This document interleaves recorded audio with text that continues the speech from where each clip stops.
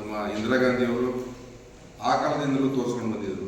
ಹೆಣ್ಣುಮಕ್ಕಳು ಅಡುಗೆ ಮನೆಗೆ ಸೀಮಿತ ಅಂತ ಹೇಳುವ ಒಂದು ವಿಚಾರ ಏನಿತ್ತು, ಇಂದಿರಾ ಗಾಂಧಿ ಪ್ರಧಾನಮಂತ್ರಿ ನಂತರ ವಿದೇಶಾಂಗ ಸಚಿವೆಯಾಗಿ ಸುಷ್ಮಾ ಸ್ವರಾಜ್ ಅವರು, ಆಮೇಲೆ ನಮ್ಮ ಭಾರತದ ರಾಷ್ಟ್ರಪತಿಯಾಗಿ ದ್ರೌಪದಿ ಮುರ್ಮು ಅವರು, ಹಾಗೆ ನಮ್ಮ ಕಿರಣ್ ಬೇಡಿ ಅವರು ಮೊದಲ IPS ಮಹಿಳಾಧಿಕಾರಿಯಾಗಿ, ಈ ಸಾಲಿನಲ್ಲಿ ಕೂಡ ನಮ್ಮ ಬಿಂದುಮಣಿ ಮೇಡಮ್ ಅವರು ನಿಂತಿದ್ದಾರೆ.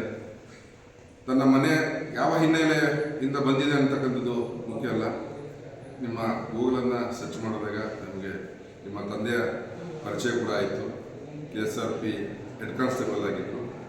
ಛಲ ಬಿಡದೆ ಈ ಹಂತಕ್ಕೆ ಬೆಳೆದು ಕೊಡಗು ಜಿಲ್ಲೆಯ ವರಿಷ್ಠಾಧಿಕಾರಿಯಾಗಿ ಬಂದಿರತಕ್ಕಂಥದ್ದು ನಮಗೆ ತುಂಬ ಸಂತೋಷವಾಗಿರುವ ವಿಚಾರ ಏನು ಅಂತ ಹೇಳಿದ್ರೆ, ನೀವು ಕೂಡ ಒಂದು ಕಷ್ಟದಲ್ಲಿ ಬಂದಿರೋದ್ರಿಂದ ಸಾರ್ವಜನಿಕರ ನಾಡಿ ಮಿಡಿತ ನಿಮಗೆ ಬೇಗ ಅರ್ಥ ಆಗುತ್ತೆ ಅಂತ ನಮಗೆ ಗೊತ್ತಾಗುತ್ತೆ. ಈ ಹಿನ್ನೆಲೆಯಲ್ಲಿ ಕೊಡಗು ಜಿಲ್ಲೆಯಲ್ಲಿ ಹಲವಾರು ಸಮಸ್ಯೆಗಳಿದೆ. ಈ ಹಿಂದಿದ್ದ ವರಿಷ್ಠಾಧಿಕಾರಿಗಳು ಒಳ್ಳೆ ಕೆಲಸಗಳನ್ನು ಮಾಡಿದ್ದಾರೆ. ಆದರೆ ಮಾದಕ ವಸ್ತುಗಳು ಜೊತೆಗೆ ನಮಗೆ ಬಹುದೊಡ್ಡ ಗಂಡಾಂತರ ಇರತಕ್ಕಂಥದ್ದು ಅಸ್ಸಾಂ ಅಂತೇಳಿ ಬಂದಿರತಕ್ಕಂಥ ಬಾಂಗ್ಲಾ ವಲಸಿಗರು. ಇದನ್ನು ಅಧಿಕೃತವಾಗಿ ನಮ್ಮ ಮಾನ್ಯ ಶಾಸಕರು ಕೂಡ ವಿಧಾನಸಭೆಯಲ್ಲಿ ಪ್ರಸ್ತಾಪ ಮಾಡಿದರು. ಕಳೆದ ಇದ್ದ SP ಕೂಡ ಆತಂಕವನ್ನು ವ್ಯಕ್ತಪಡಿಸಿದರು.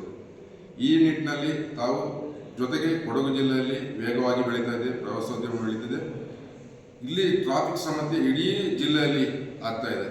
ಹಾಗಾಗಿ ತಮ್ಮ ಅವಧಿಯಲ್ಲಿ ಕೊಡಗಿನ ಜನತೆಗೆ ಮತ್ತಷ್ಟು ಒಳ್ಳೆಯ ಕೆಲಸಗಳು ನಿಮ್ಮಿಂದ ಆಗಲಿ ಅಂತೇಳಿ ತಾಯಿ ಚಾಮುಂಡೇಶ್ವರಿ ಹಾಗೆ ನಮ್ಮ ಭಾಗಮಂಡಲದ ತಲಕರವೇರಿ ಇಬ್ಬತ್ತಪ್ಪನಲ್ಲಿ ಬೇಡ್ಕೊಳ್ತಾ ನಿಮಗೆ ಆರ್ಥಿಕವಾದ ಸ್ವಾಗತವನ್ನು ಕರ್ನಾಟಕ ರಕ್ಷಣಾ ವೇದಿಕೆ ಕೊಡಗು ಜಿಲ್ಲೆ ಕಡೆಯಿಂದ ನಾವು ಮಾಡ್ತಾ ಇದ್ದೀವಿ. ಧನ್ಯವಾದ.